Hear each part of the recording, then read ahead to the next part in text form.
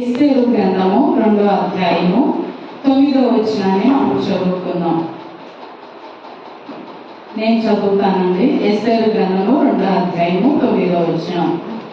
ఆ చిన్నది అతని దృష్టికి ఇంపైనది కనుక ఆమె అతని వలన దయ పొందేను. కాబట్టి ఆమె పరిమళ క్రియలకైన వస్తువులను, ఆమెకు కావలసిన భోజన పదార్థములను రాజు ఇంటిలో నుండి ఆమెకు ఇయ్యదగిన 7 ఆడపిల్లలను అతడు ఆమెకు త్వరగా ఏర్పరిచి ఆమెను ఆమె చెరికత్తెను అంతఃపురములో అతి శ్రేష్టమైన స్థలము ఉంచాను. ఈ మాట నన్ను అనుసరించి పలకండి. అంతఃపురములో అతి శ్రేష్టమైన స్థలమందు ఉంచెను. మరొకసారి, అంతఃపురములో అతి శ్రేష్టమైన స్థలమందు ఉంచెను. ఆమేన్. హల్లెలూయా, హల్లెలూయా. ఇక్కడ ఎవరి గురించి ఈ మాట రాయబడిందంటే, మనం చూసినట్లయితే ఈ మాట ఎవరి గురించి రాయబడిందంటే ఎవరికైనా తెలుసండి? ఎస్తేరు గురించి ఈ మాట రాయబడింది అన్నమాట. ఎస్తేరు గురించి ఈ మాట ఎందుకు రాయబడింది? అంతఃపురములో అతి శ్రేష్టమైన స్థలమందు ఎస్తేరు ఉండటానికి గల కారణం ఏంటి? ఎస్తేరు ఏ విధంగా అంతఃపురములోకి అతి శ్రేష్టమైన స్థలంలోకి వెళ్ళిందో ఎవరికైనా తెలుసా? ఏ పరిస్థితిని బట్టి అంతఃపురంలోకి వెళ్ళింది ఎస్తేరు? ఎటువంటి పరిస్థితిని బట్టి అంతఃపురంలోకి వెళ్ళింది? నష్టం కలుగుతుందని దేవుడు తనను ముందుగానే ఆ ప్రదేశానికి నడిపించారన్నమాట. దేవుడు తన యొక్క ఆలోచన బట్టి ఆ ప్రాంతానికి ఎస్తేరు నడిపించారు.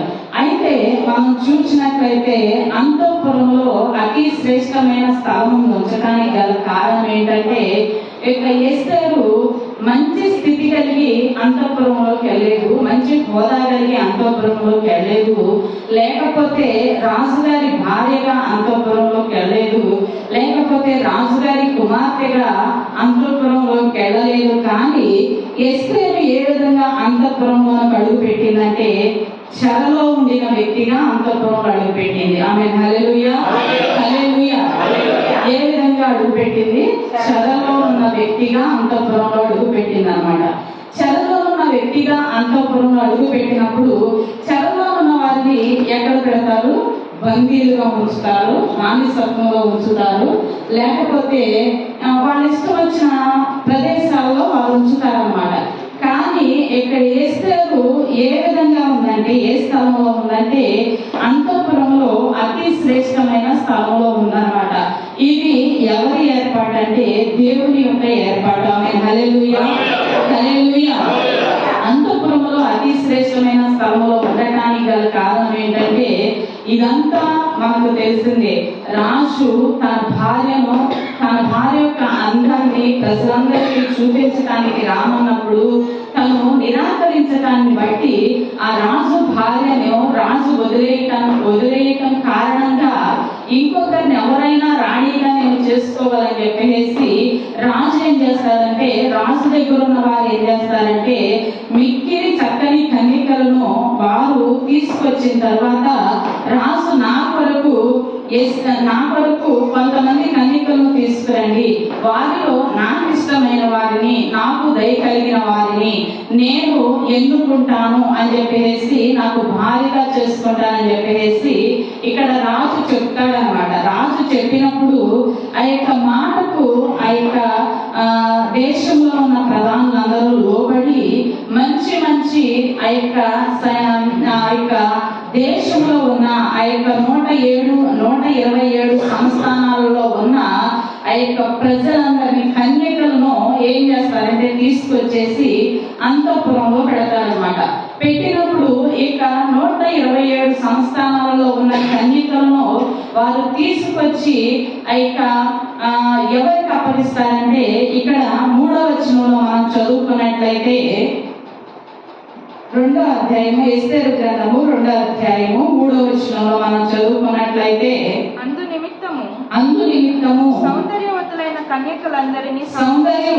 కన్యకలందరినీ సమకూర్చి కోట అంతఃపురమునకు చేర్చి షూషాను కోట అంతఃపురమునకు చేర్చి స్త్రీలకు కాపరియగు రాజు యొక్క నపుంసకుడగు హెగే వశమునకు అప్పగించినట్లు రాజు తన రాజ్యం యొక్క సంస్థానములన్నిటిలో పరిచారకులను నియమించునుగాక శుద్ధి కొరకు సుగంధ ద్రవ్యములను వారికి ఇచ్చిన తరువాత ఆమేన్. హల్లెలూయా, హల్లెలూయా. ఈ సౌందర్యవంతులైన కన్యకలందరినీ తీసుకొచ్చి ఎవరికి అప్పగిస్తారు? హేగే అనే నపుంసకునికి అప్పగిస్తారు అన్నమాట. హేగే అనే నపుంసకునికి అప్పగించిన తర్వాత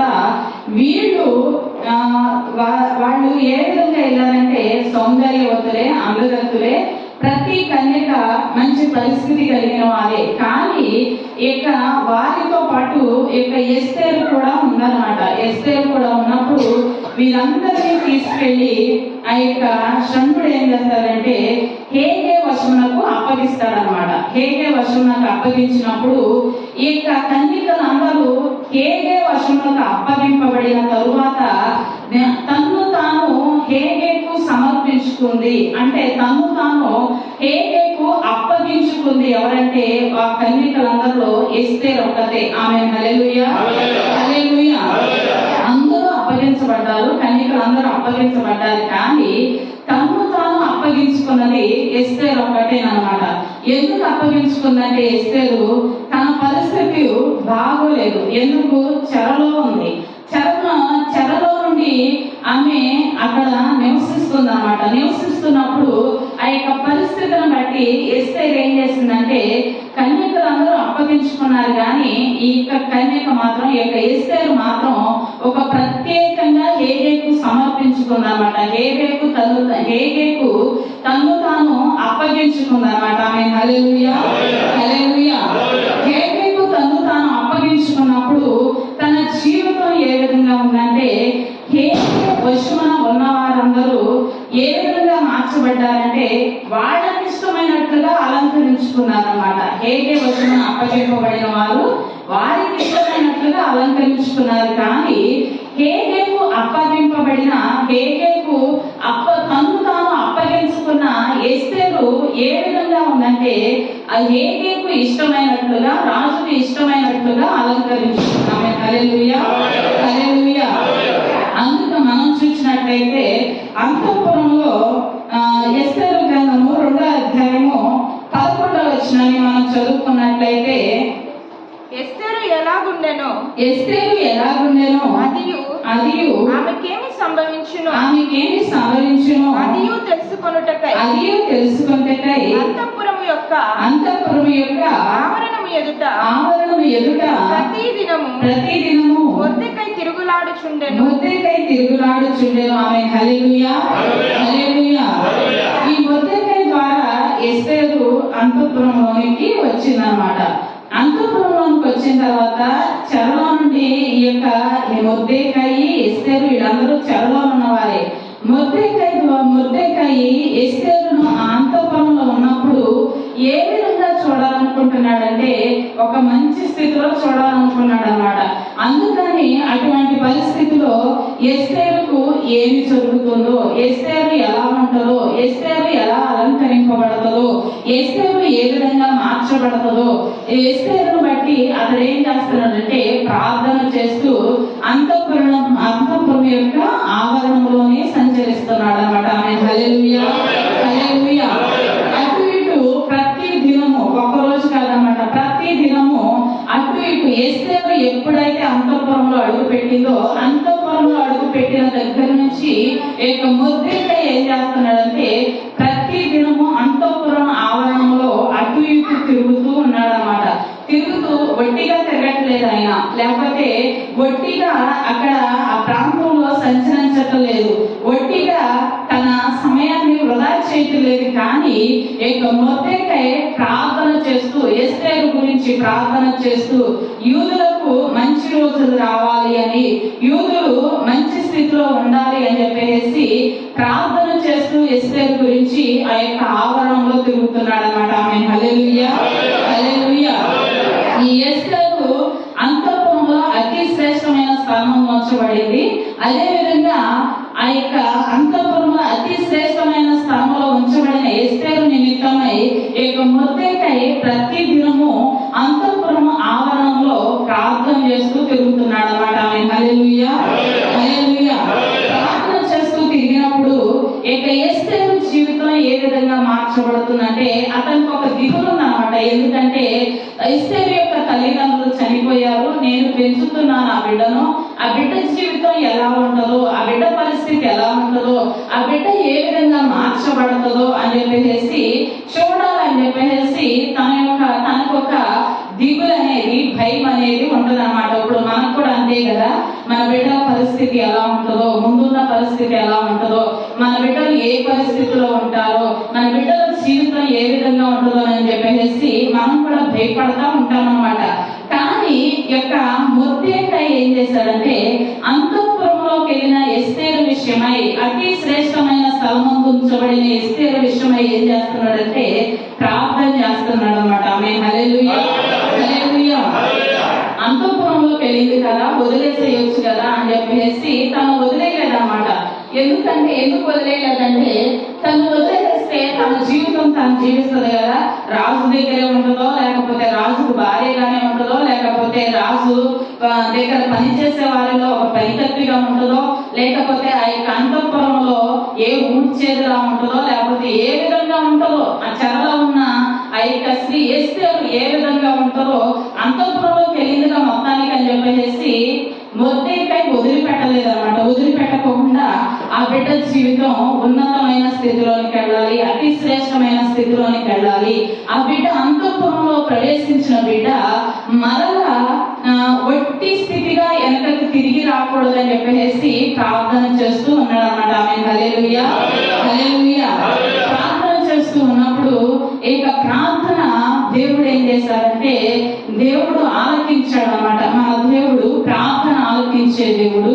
మన యొక్క పరిస్థితులన్నింటినీ, దీనులను దరిద్రులను పెంట కుప్ప మీద నుంచి లేవనెత్తే దేవుడు ఆ ప్రార్థన ఆలకించి ఏం చేశాడంటే ఎస్తేరు గ్రంథము 2వ అధ్యాయము 13వ వచనం నుండి 18వ వచనం వరకు మనం చదువుకుందామండి. 13వ వచనం నుండి మనం చదువుకున్నట్లయితే మరియు అంతఃపురములో నుండి రాజు ఇంటిలోనికి వెళ్ళవలసిన సమయమందు ఆమె ఏమేమి కోరును అది అట్టి స్త్రీకి ఇయ్యబడుట కద్దు. సాయంత్రమందు ఆమె లోపలికి వెళ్ళు మరుదినము ఉపపత్నులను కాయు రాజు యొక్క షండుడైన శ్రేయస్కజు అను అతని వశములోనున్న రెండవ అంతఃపురమునకు తిరిగి వచ్చును. ఆమె యందు రాజు సంతోషించి ఆమెను పేరు పెట్టి పిలిచితేనే గాని ఆమె రాజు నొద్దకు మరలా వెళ్ళకుండెను. మొర్దెకై తన కుమార్తెగా స్వీకరించుకొనిన తన పినతండ్రి అయిన అబీహయీలు కుమార్తెయగు ఎస్తేరు రాజు నొద్దకు వెళ్ళుటకు వంతు వచ్చినప్పుడు స్త్రీలను కాయు రాజు యొక్క షండుడైన హేగే నిర్ణయించిన అలంకారము గాక ఆమె మరి ఏమీయూ కోరలేదు. ఎస్తేరును చూచిన వారికి అందరికీ ఆమె యందు దయ పుట్టెను. ఈ ప్రకారము ఎస్తేరు రాజైన అహష్వేరోషు ఏలుబడి యందు 7వ సంవత్సరమున తెబెతు అను 10వ నెలలో రాజు నగరులోనికి అతని యొద్దకు పోగా స్త్రీలందరికంటే రాజు ఎస్తేరు ఎస్తేరును ప్రేమించెను. రాజు ఎస్తేరును ప్రేమించెను. కన్యకలందరికంటే ఆమె అతని వలన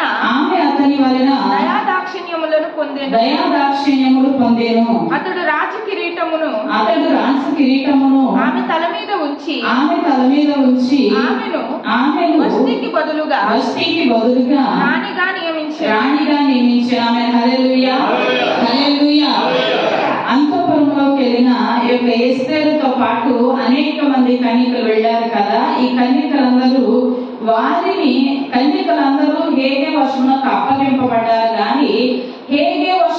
అప్పగింపబడ్డారు కానీ తను తాను అప్పగించుకున్నది ఎస్తేరు ఒక్కటేనమాట.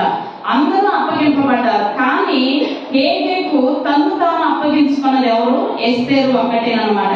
అయితే ఈ యొక్క ఎస్తేరు తను తాను అప్పగించుకున్న తర్వాత తన యొక్క పరిస్థితి అంతా మారిపోయింది అనమాట. మొదట అంతఃపురంలోనికి వెళ్ళినప్పుడు తనతో పాటు వెళ్ళిన కన్యకలందరినీ రాజు ఎప్పుడైతే పిలుస్తాడో, రెండో అంతఃపురంలోనికి ఎప్పుడైతే పిలుస్తాడో ఎదురు చూస్తా ఉన్నారనమాట. ఎవరిని రాజు భార్యగా చేసుకుంటాడో అని చెప్పేసి ఎవరికి వాళ్ళకే ఆతృతగా ఉంది, ఎవరికి వాళ్ళకే ఆరాటంగా ఉందన్నమాట. ఎందుకంటే రాజు భార్య కావడం చాలా మందికి అదొక గొప్ప ధైర్యము. అది ఏంటంటే ప్రజలందరినీ ఏలుబడి చేసే అదొక ఘనత అన్నమాట రాజు భార్యగా ఉండటం. ఎందుకంటే రాజు యొక్క 127 సంస్థానాలన్నిటికీ రాణిగా ఉండటం అంటే అది ఎవరు వర్ణించలేరన్నమాట. ఎందుకు? ప్రతిదీ ఆమె వశం నుండే బయటికి వెళ్ళాలి. ఏదైనా కానీ ఆమె చెప్పిందే శాసనం, ఆమె చెప్పిందే వేదం, ఆమె చెప్పిందే జరుగుతుంది రాజ్యంలో. రాజు ఏ విధంగా అయితే చేస్తున్నాడో రాజ్య పరిపాలన, ఈ యొక్క రాణి కూడా రాజ్య పరిపాలన ఆ విధంగానే ఉంటుందని చెప్పేసి అక్కడ చాలా మంది కన్యకలు ఆశపడుతున్నారు అన్నమాట. చాలా మంది స్త్రీలు ఆశపడుతూ వాళ్ళు ఏ విధంగా తయారవుతున్నారంటే, నేను ఈ విధంగా ఉండాలి, నన్ను ఈ విధంగా అలంకరించు, నేను రాజు కంటికి ఈ విధంగా కనపడాలి, నన్ను చూసినప్పుడు రాజు ముగ్ధుడైపోవాలి, లేకపోతే నన్ను చూసినప్పుడు రాజు వెంటనే నిన్ను నా భార్యగా చేసుకుంటానని చెప్పేసి రాజు నోట్లో నుంచి మాట రావాలని చెప్పేసి ఎవరికి వాళ్ళు ఆరాట పడుతున్నారన్నమాట. ఎవరికి వాళ్ళు ఏం చేస్తున్నారంటే మనసులో ఎంతో సంతోషంగా ఉంటున్నారన్నమాట. అయితే ఆ యొక్క కాలంలో ఆ యొక్క కన్యకలందరూ ఆ యొక్క తలంపులతో ఉన్నప్పుడు ఈ యొక్క కన్యక మాత్రం, ఈ యొక్క ఎస్తేరు మాత్రం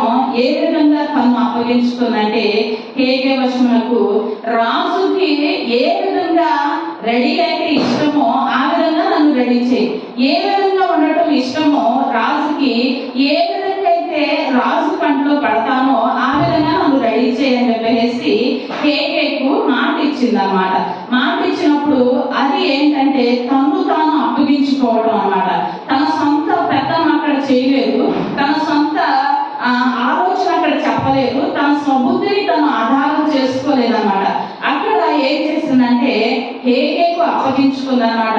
ఇక్కడ మనం చూసినట్లయితే ఎస్తేరు గ్రంథంలో హేగే అనే ఆ యొక్క నపుంసకుడు ఎవరికి పోల్చబడ్డాడంటే పరిశుద్ధాత్మ దేవునికి పోల్చబడ్డాడు. ఆమె హల్లెలూయా, హల్లెలూయా. ఆ కన్యకలందరూ అప్పగింపబడ్డారు కానీ తను తాను అప్పగించుకున్నది, దేవునికి సమర్పించుకున్నది ఎవరంటే ఎస్తేరు ఒక్కతే. ఆమె హల్లెలూయా, హల్లెలూయా. తను తాను అప్పగించుకున్న ఎస్తేరు జీవితం ఏముందంటే, ఎలా ఉందంటే ఆ యొక్క హేగే రెడీ చేసిన తర్వాత హేగేకు సమర్పించుకుంది కదా, తన ఆలోచన ఏమి చెప్పలేదు కదా, నన్ను ఈ విధంగా రెడీ చేయి అని చెప్పేసి తన ఆలోచన హేగేకు చెప్పలేదు. తన మనసులో నేను ఈ విధంగా ఉంటే బాగుంటదేమో అని అనుకుని ఉండొచ్చు, కానీ ఆ యొక్క ఎస్తేరు ఏం చేసిందంటే మరలా తన ఆలోచన ఏం చేసిందంటే మళ్ళీ చేసుకుందన్నమాట. తన ఆలోచన ప్రకారం వెళ్ళడానికి ఒప్పుకోలేదన్నమాట. నేను ఏ విధంగా ఉండాలో హేగేకు తెలుసు, రాజుకు తెలుసు కదా అని చెప్పేసి హేగేకు అప్పగించుకున్న తర్వాత హేగే ఏ విధంగా తయారు చేశాడంటే రాజుకు ఎస్తేరును చూస్తే ఇష్టం పుట్టినట్లుగా రెడీ చేశాడు. ఆమె హల్లెలూయా, హల్లెలూయా. మన యొక్క ఏం కలిగిందంటే దయ కలిగింది.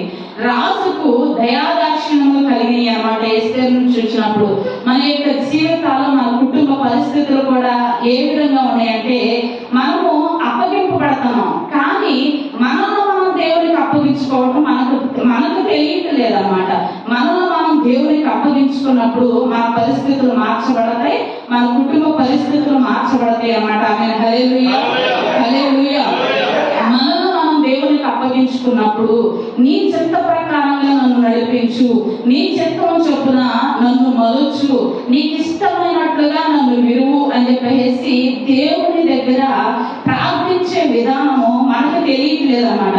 మనం ఎప్పుడు ఆ కన్యకల వలె నన్ను ఈ విధంగా రెడీ చేయి, నాకు అది ఇదివు, నాకు అది కావాలి ఇది కావాలి, లేకపోతే నా పరిస్థితులన్నీ బాగుండాలని చెప్పేసి మనం ప్రార్థన చేస్తాం. కానీ దేవునికి ఇష్టమైనట్లుగా ఎలా అలంకరింపబడాలో ప్రార్థన చేయటం మనకు కుదరట్లేదు అన్నమాట. అందుకని ఆ కన్యకల వలె మన యొక్క జీవితాలు ఏ విధంగా ఉంటుంది అంటే, ఎక్కడ వేసిన గొంగళి అక్కడే ఉన్నట్లు ఉంటుంది అన్నమాట. కానీ ఎస్తేరు ఎప్పుడైతే తాను ఆ యొక్క హేగేకు సమర్పించుకుని, హేగేకు అప్పగించుకుని ఎప్పుడైతే తన జీవితాన్ని మలుచుకుందో, అప్పుడు ఏ విధంగా మార్చబడిందంటే, అంతఃపురాన్ని ఏలుబడి చేసే రాణిగా మార్చబడింది. ఆమేన్. హల్లెలూయా, హల్లెలూయా.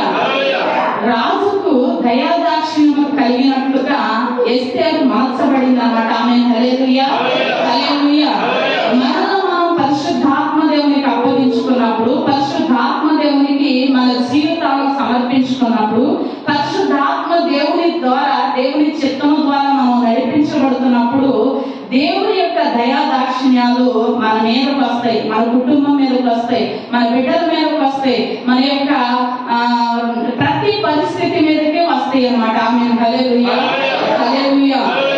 ఒక సేవకుడు చెప్పాడంట, మా పెద్దమ్మాయి చెప్పింది పొద్దునే నాకు, ఏమనంటే కృప కొరకు ప్రార్థన చేస్తున్నారు, మనుషులందరూ ఎప్పుడు చూసినా కానీ నాకు అదివు ప్రభా, ఇదివు ప్రభా, నాకు ఆ కృప కావాలి, ఈ కృప కావాలి, కృపతో నన్ను జ్ఞాపకం చేసుకో, కృపతో నన్ను రక్షించు, కృపతో నన్ను క్షమించు అని చెప్పేసి ప్రార్థన చేస్తున్నారు.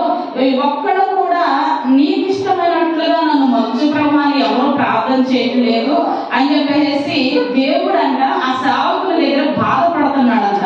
బాధపడుతున్నప్పుడు దేవుడు ఒక మాట అన్నాడంట ఆ సేవకునితో, ఏమనంటే, కృప కృప కృప అని చెప్పేసి అందరూ కృప కొరకే ప్రయాసపడుతున్నారు, కానీ పాపం చేస్తున్నారు, వస్తున్నారు, లేకపోతే ప్రతి పరిస్థితుల నుంచి వారి కంటి చూపు ద్వారా, నోటి మాట ద్వారా, వారి వినికిడి ద్వారా, వారి ప్రవర్తన ద్వారా, వారి నడక ద్వారా, వారి పడక ద్వారా తప్పిపోతా ఉన్నారు.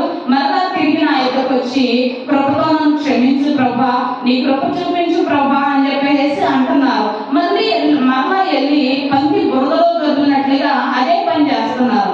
అదే పని చేయటం ద్వారా దేవుడు అన్నాడంట, కృప కృప అంటున్నారు కానీ కృప చూపించే దినాలు కూడా నా దగ్గర తక్కువైపోయినాయి అని చెప్పేసి దేవుడు అన్నాడు అన్నమాట.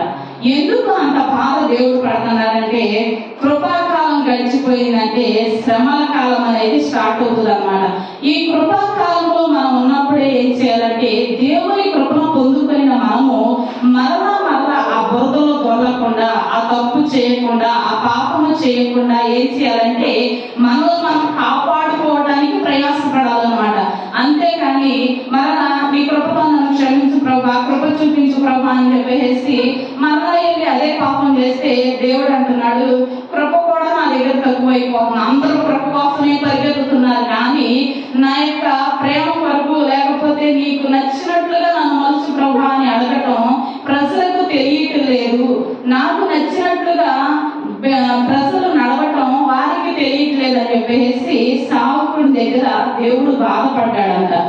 ఇంకా ఇక్కడ మనం చూసినట్లయితే ఎస్తేరు విషయంలో కూడా అదే జరిగిందన్నమాట.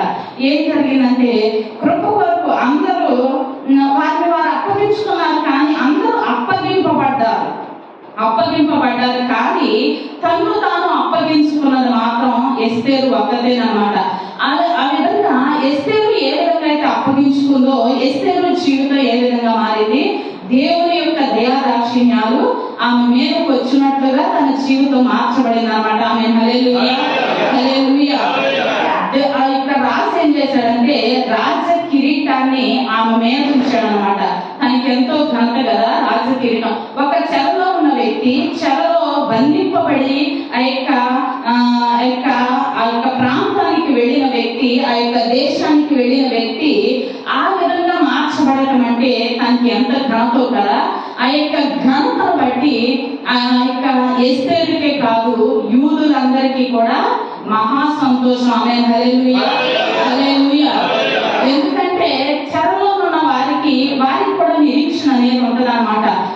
మేము ఎప్పటికైనా ఈ చెర నుండి బయటపడతాము, ఈ యొక్క బాధ నుండి బయటపడతాము, ఎప్పటికైనా మేము ఈ స్థితి నుండి బయటకు వస్తామని చెప్పేసి ఆ యొక్క ప్రజలందరూ యూదులందరూ ఎదురు చూస్తూ ఉన్నారనమాట. ఎదురు చూస్తూ ఉన్నప్పుడు ఎప్పుడైతే రాజు యొక్క దయాదాక్షిణ్యాలు, దేవుని యొక్క దయాదాక్షిణ్యాలు ఎస్తేరు మీదకి వచ్చినాయో, రాజు ఎప్పుడైతే తన రాజ్య కిరీటం ఆమె మీద పెట్టాడో అప్పుడు యూదులందరికీ ఏం కలిగిందంటే మహా సంతోషం కలిగింది అన్నమాట. ఆమె హల్లెలూయా హల్లెలూయా.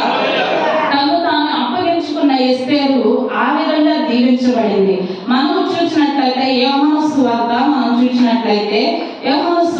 15వ అధ్యాయంలో మనం చూసినట్లయితే యోహాను సువార్త 15వ అధ్యాయము 1వ వచనం నుండి 13వ వచనం వరకు మనం చూసినట్లయితే యోహాను సువార్త 1వ అధ్యాయము 15వ అధ్యాయము 1వ వచనం నుండి 13వ వచనం వరకు మనం చూసినట్లయితే పేజీ నెంబర్ 96 అండి.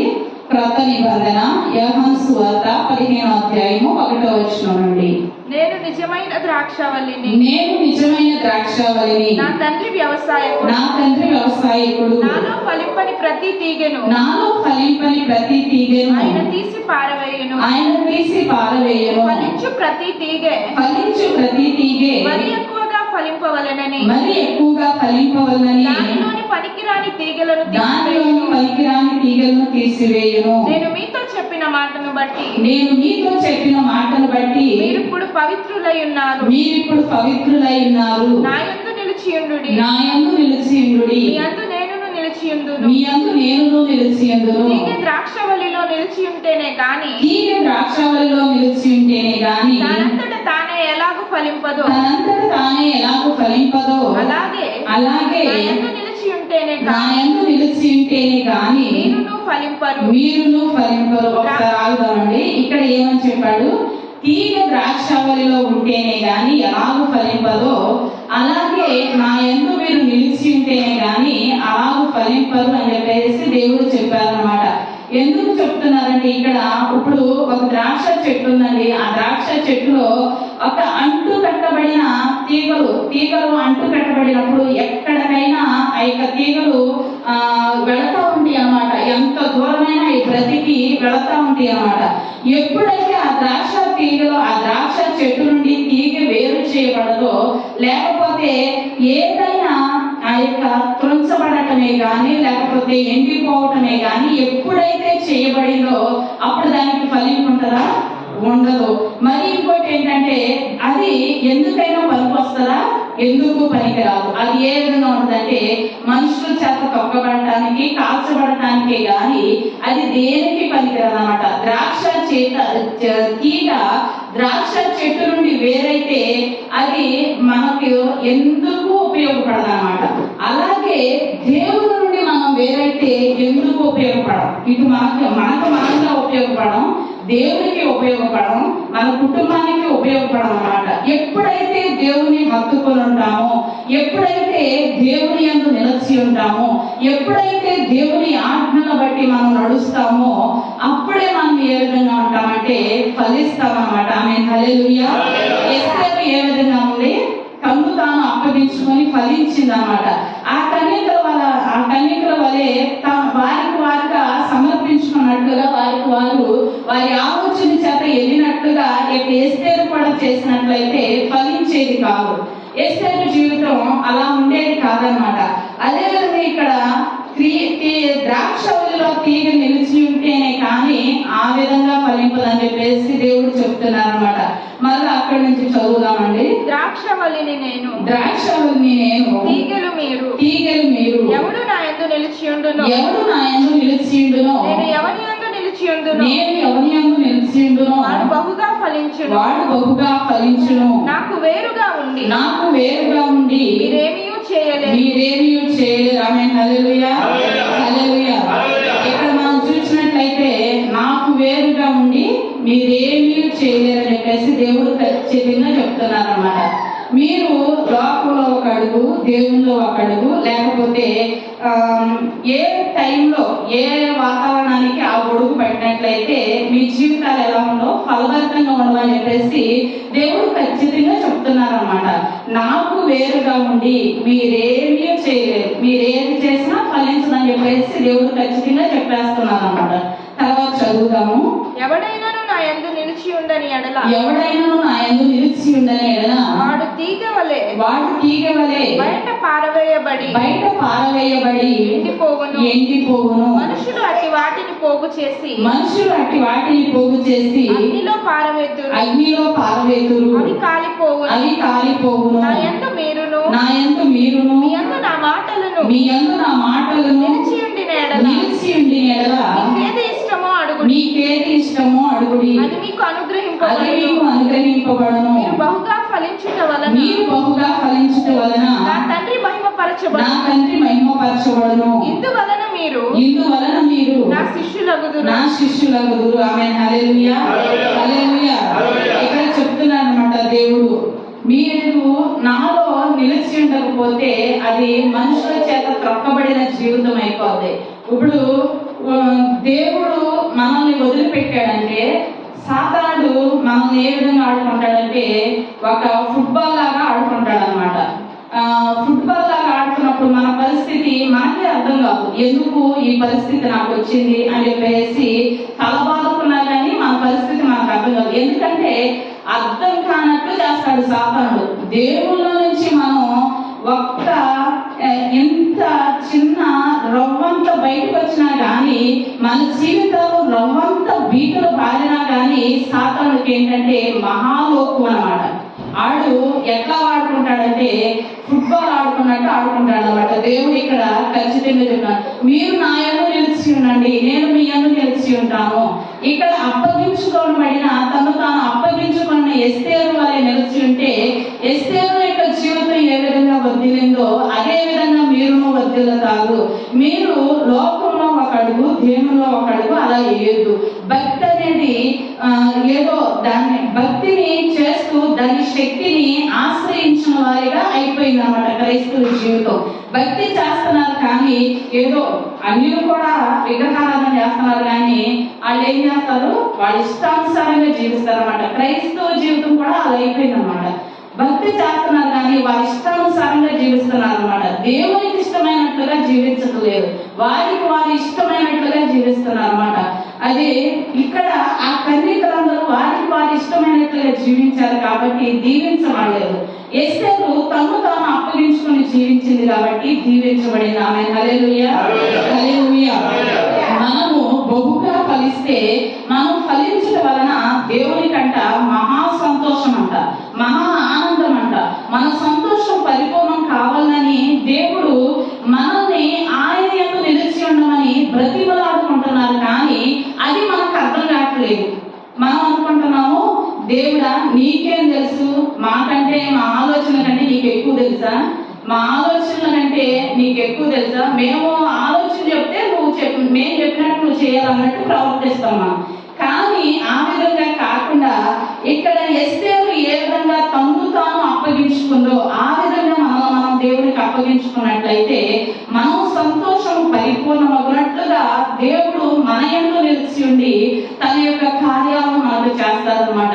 మన జీవితాలను దేవుడికి ఇష్టమైనట్లుగా మలుచుకున్నాం. మన ఇష్టానుసారంగా ఈ లోకంలో మనం తిరగకుండా, ఈ లోకంలో బ్రతకకుండా దేవుడికి ఇష్టమైనట్లుగా మన జీవితాలను మలుచుకున్నాం. దేవుడు మన కుటుంబాలను మనం ఆశీర్వదించును గాక.